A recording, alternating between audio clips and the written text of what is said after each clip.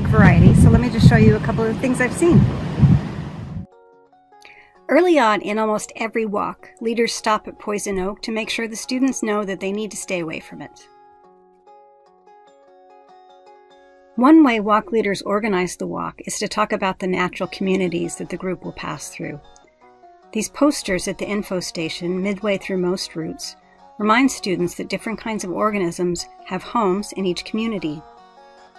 In the forest, you can talk about the piles of sticks made by the dusky, footed wood rat. Often, leaders point out the plants that they pass.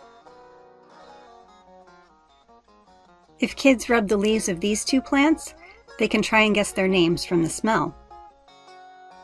This plant has a surprise because the orange is part of the leaves and the flower is a tiny yellow spike. The spiky fruit of a wild cucumber is another surprise.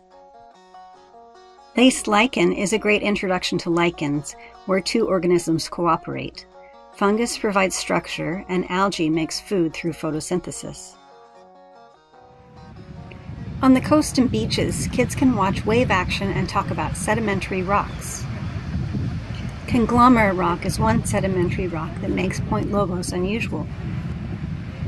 And concretions may inspire kids to try and come up with plausible explanations. Scopes will be set up at Sea Lion Point and the coves on either side of it, and volunteers will be there ready to talk about whatever animals they can spot that day.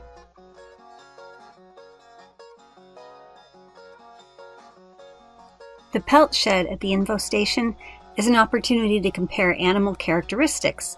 For example, you can match animal teeth with the food they eat. Some walk leaders prioritize covering enough ground to make the Cypress Grove Loop.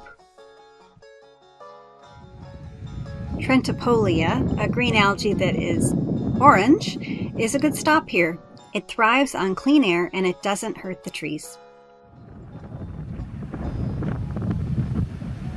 The views from the Cypress Grove Loop are spectacular.